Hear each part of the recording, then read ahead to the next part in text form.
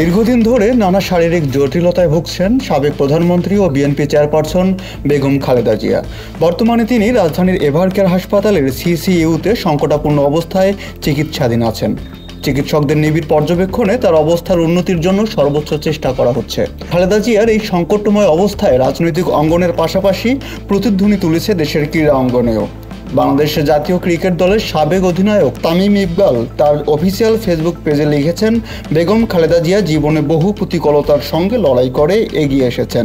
এবারও তিনি সব সংকট কাটিয়ে সুস্থভাবে ফিরে আসবেন, এমন প্রত্যাশা ব্যক্ত করেন তিনি। পাশাপাশি দেশবাসীর কাছে বিএনপি চেয়ারপারসনের সুস্থতার জন্য দোয়া চেয়েছেন। এদিকে প্রধান উপদেষ্টা ডক্টর মোহাম্মদ ইউনূসও সাবেক প্রধানমন্ত্রীর জন্য সবার কাছে দোয়া কামনা করেছেন। তিনি জানান, মেডিকেল বোর্ডের তত্ত্বাবধানে সিসিইউতে খালেদা জিয়াকে প্রয়োজনীয় চিকিৎসা দেওয়া হচ্ছে এবং তার সার্বিক অবস্থা নিবিড়ভাবে পর্যবেক্ষণ করা হচ্ছে। রায়হান কিবরিয়া, তিস্তা টিভি।